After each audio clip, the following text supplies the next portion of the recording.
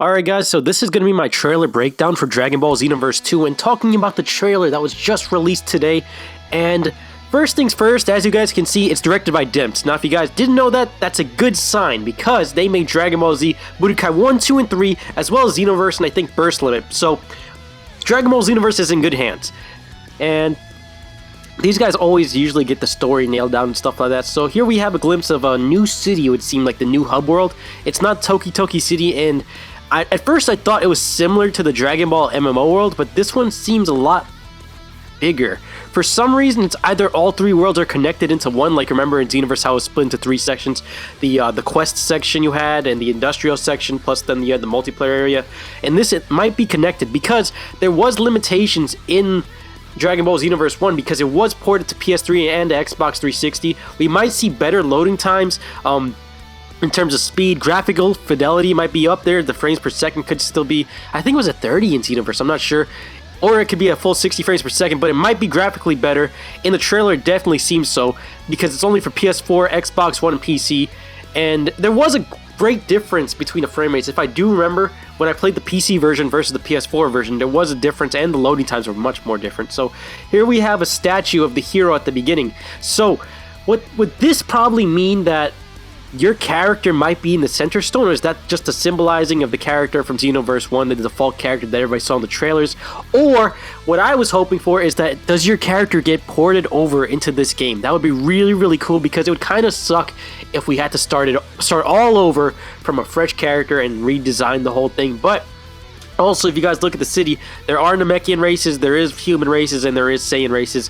So clearly, a lot of stuff is going to be carried over, but we're not sure if it's going to be ported from the other games. So now we have them flying around the city, which kind of hints towards your character being able to fly around the entire city. Rather than Xenoverse 1 where everybody's planted on the ground, you can actually fly and explore this world. And there's the World Martial Arts Tournament, stuff like that. Here we got another section of the hub world. So being able to fly, something like in Budokai 3, this guy standing on top of a building here in what would seem to be multiplayer. So that's kind of cool. If everybody's flying around, that would really, really bring the hub world to life. Now, the thing about this character right here is that it's a new outfit, so we're gonna have new clothing and stuff like that. But the thing that catches me here is that haircut that he's rocking is from Xenoverse 1. So would that mean, did he port this over, or do you have to make the same exact character over again? That's just what I'm really, really questioning. Does our characters that we spent time and time again grinding through the missions and stuff like that get carried over? Now here, alright, so right here we have Nappa and Vegeta, and what that means is, are we going to be replaying the beginning saga? So like here we have Zarbon, we have Dodoria. I know for a fact, movie characters, as you guys can see right here, like Turles and Lord Slug are confirmed. So a bunch of the movie characters that we didn't get in Xenoverse 1 are going to be coming to this one, including Bardock's storyline. I think it's going to be fully animated and stuff like that. But are we going to replay the original missions in Xenoverse? I don't want to replay the original missions, like such as the Saiyan Saga and stuff like that. I want to play the movie storylines. I want to play storylines with more Mira and Toa, and I want to play Dragon Ball Super. Now, something that I was really, really hyped about was the fact that towards the end of this trailer, we're going to see Trunks and Bardock show up. So now, they're going to have future Trunks' storyline and all of that stuff. So are we going to go in the past, are Mira and Toa potentially trying to assassinate Trunks? That's what I'm thinking, for them to have to go back into the past, because usually how it went was that they went back in time to control somebody. So are they going to go and try and kill future Trunks? That would be freaking epic to go and save my favorite character in Dragon Ball Z. With that being said, I want to know what you guys want from the multiplayer as well, because are they going to be adding more things to the multiplayer, such as easier ways to party up? I really, really didn't like the way it was in Xenoverse. I also want to see better balancing of the skills, as well as more rules and customizations of what you can do in the multiplayer, like time limits or use of capsules and stuff like that. That needs to be adjusted. I want the multiplayer to be more in-depth in those type of fields. Also, environmental destruction. I've seen a lot of you guys ask for that, as well as beam struggles. We didn't get any of those, and I felt like that was one of the key things that these guys brought to the table.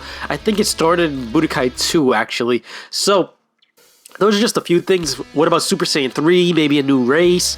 As you guys can have seen in Dragon Ball Super, we've seen a new universe and stuff like that. So you can add all these new things from Dragon Ball Super into the game, unless those might come later as DLC. Because this game is coming out in 2016, so they might be releasing this maybe in November, because usually every November there's always some sort of Dragon Ball Z release, whether it be an HD collection or something or whatever.